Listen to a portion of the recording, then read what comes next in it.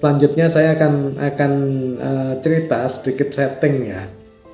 Setting kelahiran masa-masa kelahiran Rasulullah SAW. Nah, kita tahu bahwa Rasulullah lahir pada tahun 571 Masehi. Nah, saat itu kalau dibayangkan konstelasi dunia itu di wilayah ada beberapa kekuasaan besar ya, di mana Eropa sendiri yang dominan adalah kerajaan Romawi, dan kerajaan Romawi itu yang saat itu dominan berada di Romawi Timur, tempatnya di Konstantinopel sekarang pusatnya, atau kemudian sekarang jadi Istanbul. Itulah yang menjadi pusat satu peradaban yang basisnya adalah basis Kristen. Kekaisaran tersebut menjadi Kristen kan pada sekitar tahun 325 Masehi. Jadi pada masa Rasulullah itu sudah 2,5 abad lebih lah mereka menjadi sentra dari Kristen. Nah, di sisi lain gitu, yang dulu menjadi lawan utamanya itu ada di Persia. Nah, Persia sendiri wilayahnya adalah sekarang di Irak dan di Iran. Di Irak dan di Iran, terutama di daerah lembah sungai Tigris dan Eufrat, itu lembah subur itu. Nah, masyarakat setempat masih menganut Majusi ya, peradaban Majusi yang kuat, dan jadi itu dua kekuatan yang sangat besar yang ada di sekitar Timur Tengah. Sementara itu di timur sendiri itu Cina berbasis di wilayah Chang'an atau Xi'an.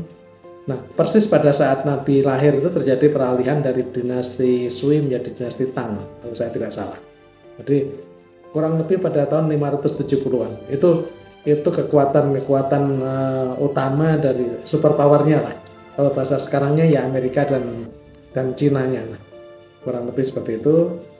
Di antara peradaban-peradaban itu tentu ada peradaban-peradaban yang cukup agak kecil. Misalkan di wilayah Ethiopia sekarang itu ada kerajaan yang cukup kuat, yang damai sekali, yakni Habsyi atau Ethiopia. Itu juga penganut Kristen lama, penganut Kristen yang sangat lama. Lalu di wilayah Jazirah Arab sendiri, di Yaman yang di bawah sekali, ini ada gubernur dari Ethiopia, tetapi dia mandiri yang kemudian terkenal dengan Abraha. Itu setting besar. Kemudian pada masa itu juga sudah terbangun jalur sutra, di mana jalur sutra itu jalur perdagangan dari Cina. Para pedagang, para kafilah membawa unta, membawa kuda, berbaris ke arah barat, dan itu terhubung sampai pada Syam sekarang. Syam itu Suriah ya, Suriah, dan dari Suriah lah kemudian ada perdagangan menuju Eropa, banyak melalui darat dan juga melalui laut. Nah, di jalur Syam itu ada jalur perdagangan lain, yakni jalur antara Syam dengan Yaman. Jadi Syam itu posisinya di utara, Yaman itu di selatan, dan di tengah-tengah itu agak masuk itulah masyarakat Mekah. Dan masyarakat Mekah itu dulunya adalah menjadi pedagang, gitu, menjadi pedagang di antara Syam dan Yaman, yang kemudian dalam Quran digambarkan dengan surat Al-Quraisy kan, li'ilafi Quraisy ilafi rihlatas sita'i wassaif, yang selalu melakukan perjalanan di musim panas maupun musim dingin. Jadi kalau musim panas Mekah terlalu panas, maka orang-orang ini, para laki-lakinya kemudian pergi ke daerah dingin, yakni ke Syam, untuk kemudian mengambil barang-barang yang didatangkan di jalur sutra dari jalur Cina ke Eropa tadi. Jadi ini jalur percabangan. Jalur utamanya adalah Eropa, Cina, dan cabangnya ada dari Syam menuju ke. Setelah mengambil barang dari sana, dibawa ke Mekah, disimpan berapa lama, beristirahat, baru kemudian sekian waktu kemudian di musim dingin Mekah terlalu dingin, maka mereka lah pergi ke selatan, ke utara, ke selatan yang lebih panas, yakni ke Yaman. Jadi mereka bolak-balik berdagang seperti itu. Nah, setting dari Rasulullah dari seluruh masyarakat Mekah itu, ya tadi masyarakat pedagang yang sangat sukses. Rasulullah melakukan satu perubahan peradaban yang mendasar itu, gitu. Itu sebenarnya bukan yang disebut jahiliyah pada masa itu, bukan orangnya bodoh. Justru bodohnya adalah mereka orang yang cukup pinter, mereka cukup makmur, gitu. Bodohnya adalah mengapa mereka masih tidak menyembah Allah. Mereka tahu kebutuhannya itu Allah, tapi mengapa mereka menyembah berhala sebagai simbol-simbol itu dan kemudian membuat pengorbanan-pengorbanan untuk tanda petik sukses. Jadi sebenarnya setting sekarang bisa jadi nggak jauh juga dengan masa lalu ya. Orang-orang pinter kan kemudian menggunakan ingin meraih sukses hebat-hebatnya dengan segala cara, kan kurang lebih itu. Disitulah kejahilian itu terjadi. Dan Rasulullah kurang lebih hanya mengingatkan saja, ditunjuk oleh Allah untuk mengingatkan kembali bahwa tinggalkan cara-cara itu. Jadi kembali pada hal-hal yang esensial. Hal esensial itu apa? Hal esensial itu ya dasar utamanya adalah pada Allah. Itu yang paling dasar. Yang lain-lain adalah cabang-cabangnya, tetapi pokoknya yang harus dikuatkan dulu. Itu yang paling mendasar dari kehidupan Nabi. Dan tadi Mbak Nining saya cerita, Nabi disettingkan untuk hidup susah di masa kecil gitu ya. Untuk hidup susah di masa kecil, cukup elit keluarganya dari sisi gengsi, tetapi relatif miskin dari sisi ekonomi dibanding dengan beberapa orang lain. Ini gambarnya seperti itu kan, karena ayahnya meninggal, diasuh pamannya Abu Thalib itu juga termasuk ya yang sangat miskin gitu. Sehingga suatu saat ketika Nabi sudah lebih sukses, anak-anaknya Abu Thalib diambil oleh Nabi untuk diasuh. Itu setting bersama. Kemudian di mana perubahan peradaban apa yang dibangun oleh Rasulullah gitu. Nah, ini yang mendasari mengapa kita melakukan diskusi atau kajian selama ini. Kerangkanya ini. Jadi intinya kalau kita mau hidup utuh menjadi pribadi yang damai, bahagia dunia akhirat, ya mari perkuat 4 aspek ini. Yang pertama-tama tentu saja ada kecerdasan spiritual dan kultural kita yang menjadi SQ ini, dan kemudian tidak cukup itu, perkuat juga kecerdasan intelektual kita, yakni IQ kita, lalu perkuat kecerdasan fisikal dan mental kita, ini adversity quotient. Dan kemudian yang terakhir adalah perkuat kecerdasan emosi sosial kita gitu. Nah, ini yang menjadi pilar peradaban. Dan kalau kita lihat apa yang diceritakan oleh teman-teman tadi gitu, itu hampir semuanya sebenarnya akan bisa kita framekan ke sini. Dan dunia terbangun dengan ini, peradaban dibangun dengan ini. Nah, begitu kurang lebih sebagai satu pengantar. Nah, mungkin ada yang mau didiskusikan oleh teman-teman, silakan terkait dengan setting dari Rasulullah SAW tersebut. Bukan sharing, mau tanya, kalau yang EQ tadi apa? Adversity ya? Adversity. Iya. Ini mungkin kalau buat saya perlu dijelaskan lagi, masih belum terlalu paham adversity quotient. Sebenarnya adversity quotient itu tekun, gigih, dan punya daya tahan yang sangat kuat, punya resilient yang sangat kuat.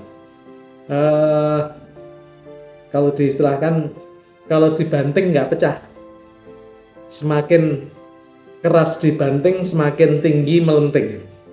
Jadi tahan banting kurang lebih itu. Ini, nah mungkin Mbak Esti yang bisa sharing lebih nih untuk menjelaskan ke Mbak Modi, Mbak Esti, tentang adversity, Mbak Esti. Iya, kalau adversity quotient biasanya kaitannya emang dengan resiliensi ketahanan orang dalam menghadapi situasi sulit. Jadi kuncinya di situasi sulit gitu Pak. Adverse situation. Seperti apa orangnya menanggapinya. Jadi kalau dia tidak punya kecerdasan IQ tadi, ya dia dibanting pecah. Tapi kalau dia punya kecerdasan ini, dia habis dibanting kayak bola karet gitu, jadi melenting, membal bahkan lebih tinggi dari posisi dia sebelumnya. Itu. Ya, ini jadi dalam riwayat Sirah Nabawiyah, misalkan ketika Rasulullah sudah terjepit dalam dakwahnya di sana sini ditolak dan kemudian beliau sendirian pergi ke Taif karena menganggap orang Taif itu lebih baik dari orang-orang Mekah, orang Quraisy Mekah, dan tiba-tiba di Taif justru Rasulullah dilemparin batu gitu, betul-betul dilemparin batu, kalau tidak lari ya mati gitu ya, dilemparin batu sampai berdarah-darah gitu. Dan di saat itu dalam kisah kan disebutkan Jibril mendatangi, apakah ini perlu tak angkat gunung dan lemparkan kepada masyarakat Taif, dan Rasulullah mengatakan malah jangan. Ini mereka melakukan begitu karena belum mengerti, dan kelak mereka lah yang akan menjadi pembela Islam dan terbukti. Ini contoh dari adversity intelijennya kuat sekali, kecerdasan adversity.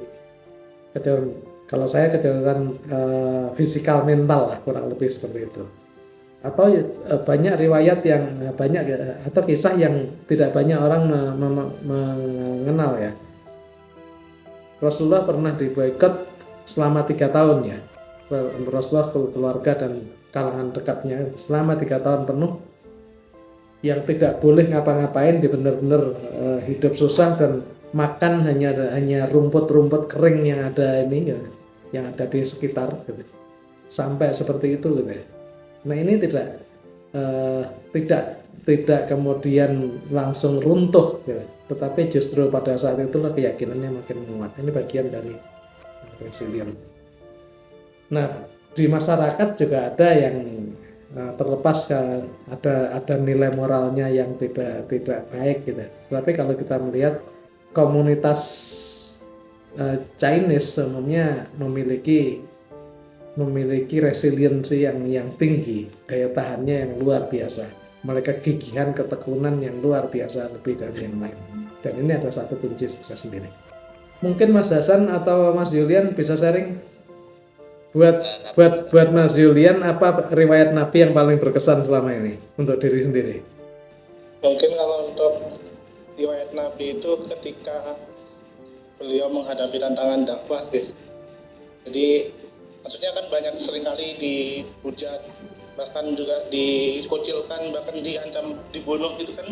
Itu menjadi hal yang menarik menurut saya, karena ya dengan semua hal yang diberikan atau diperlakukan ke Rasul itu malah membuat Rasul itu ya dengan kesabarannya dan juga kegigihannya tadi senantiasa terus untuk mencoba, bahkan tidak membalas gitu ya, tidak membalas, malah mendoakan dan juga memberikan harapan agar para orang-orang Quraisy ataupun kafir itu yang memang menantang Rasul itu nantinya ya mereka ini yang salah satu yang akan mendukung agama ini gitu. Ada yang mungkin Mas Julian, ada momen khusus nggak yang bisa diceritakan detailnya dari sekian banyak itu kan banyak mau dirangkum, yang paling berkesan cerita apa ini?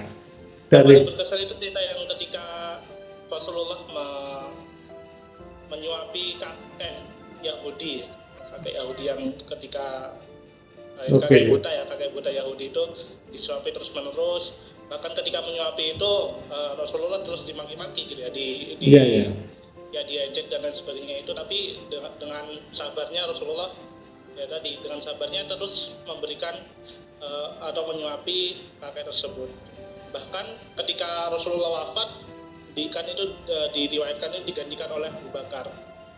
Ketika itu Abu Bakar sampai gak kuat gitu ya, gak kuat untuk menahan tangisnya, menangislah di depan kakek Yahudi itu. Bahkan kakek Yahudi itu merasakan menanyakan juga, kok bukan orang yang seperti biasanya gitu ya, karena mungkin kan Rasulullah itu beda perlakuannya gitu, dikunyah terlebih dahulu baru diberikan kakek Yahudi ini, sedangkan ketika Abu Bakar itu enggak langsung gitu. Jadinya ada perbedaan perlakuan yang itu menyebabkan ya tadi dengan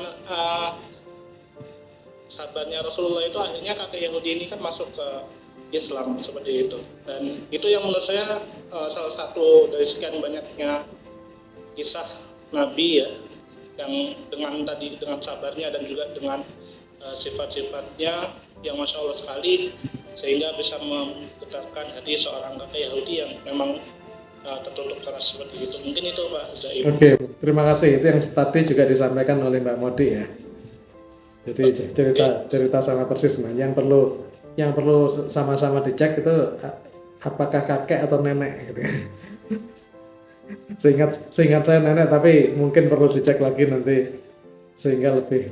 Nah, tapi terima kasih tadi mengingatkan bahwa yang menggantikan itu adalah Abu Bakar. Baik, kita menyebutkan tadi bahwa pilar peradaban ini 4 hal ini, dan Rasulullah memberikan menjadi model itu dalam 4 aspek ini. Nah, bagi kawan-kawan yang alumnus IPB ini barangkali mudah untuk menjelaskan role model. Role model itu bahasa agamanya kan uswatun hasanah itu. Kemudian dalam istilah pertanian itu ada istilah namanya petak percontohan, sering disebutkan demplot. Jadi kalau kita mau menyebarkan sesuatu sejenis tanaman yang baru, uji coba tanaman yang baru, harus dicoba dulu dalam sebuah petak percontohan. Baru setelah sukses di petak percontohan, baru bisa direplikasi, disebarkan ke daerah yang lain. Nah, Rasulullah itu seperti itu. Nah, yang menarik adalah ketika kita mengadopsi inovasi dari petak percontohan dipindahkan ke tempat kita, dalam hal ini seperti memindahkan apa yang dicontohkan oleh Rasulullah di zamannya, dipindahkan ke dalam hidup kita. Ini sama dengan kita meniru tadi, mengadopsi produk dari petak percontohan atau template gitu. Maka 2 hal yang perlu dipertimbangkan, dan itu terus-menerus perlu dipertimbangkan dengan dijaga balancingnya dengan baik. Satu sisi kita harus meniru apa adanya gitu kan. Nggak boleh kita mengada-ada, yang kemudian beberapa teman mengatakan itu jangan bid'ah, harus ditulis apa adanya. Tetapi masalahnya kondisi tanah kita gitu, itu dengan kondisi tanah di tempat percontohan, iklimnya juga, hamanya juga itu berbeda. Apakah kita kemudian ya sudah diadopsi mentah-mentah gitu, ataukah harus melakukan satu modifikasi? Ini yang terus-menerus menjadi satu tantangan bersama, dan ternyata pada titik tertentu gitu, modifikasi tertentu itu justru diperlukan. Itu sebabnya Allah memberikan kita akal dan hati ya. Tujuannya apa? Agar kita berpikir. Jadi kalau sekedar untuk mencontoh mentah-mentah tanpa perlu adaptasi apa-apa gitu, maka manusia nggak perlu diberikan akal. Manusia cukup dijadikan seperti malaikat. Misalkan kita bicara ajaran wudhu gitu ya. Pendidikannya di template hanya diajarkan 2. Yang satu ada air gitu, yang satu lagi nggak ada air sama sekali, harus tayamum gitu. Terus tiba-tiba ada air gitu, airnya sedikit dan super kotor gitu, super kotor. Nah, ini apakah kita menggunakan air atau tayamum dan sebagainya? Disinilah kemudian diberikan satu kemerdekaan bagi kita untuk menginterpretasikan. Sama dengan tadi, kalau dari template diajarkan seperti ini, lalu dipindahkan mentah-mentah ke tempat kita, ternyata meleset karena hamanya berbeda, suhunya berbeda, tanahnya berbeda. Kadang-kadang ada begitu. Nah, ini satu tantangan. agar kita tidak terjebak, tidak keliru dalam itu, maka kembali mari kita ikutin prinsip dasarnya dulu dikuasai, yakni intinya adalah Rasulullah mengajak kita mengoptimalkan kecerdasan spiritual kita, lalu kecerdasan intelektual kita, kecerdasan fisikal mental kita, dan kecerdasan emosi sosial kita.